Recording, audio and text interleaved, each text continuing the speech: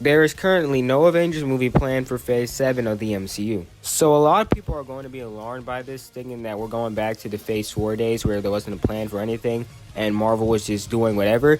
But that's not the case. What's actually going on is the next saga is going to be focused on the X-Men, which means that they're going to take the center stage and the X-Men will be the main characters in the MCU and they'll get most of the projects.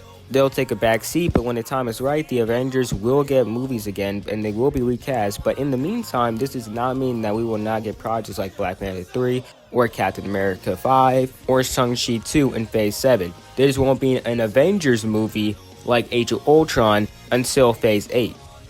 And major Avengers characters will return, but they'll be recast like Tony Stark, T'Challa, Steve Rogers. Look, I love RDJ and Chris Evans as Iron Man and Captain America, and Chadwick Boseman was amazing as Black Panther, rest in peace. But you can't have an Avengers lineup without these three.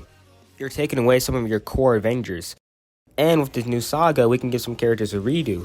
Like Kang deserves a redo. They could recast him and make him a lot more like Earth's Mightiest Heroes. In the soft reboot, Hank Pym and Janet Van Dyne should be the Ant-Man and the Wasp. Look, Scott Lang and Hope Van Dyne are just not it.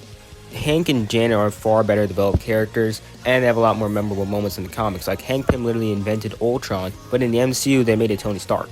And we also never got to see the Avengers fight the Masters of Evil in the MCU. So I'm glad they're giving people time to move on, and they're going to restart with the Avengers to make them a little bit more comic accurate.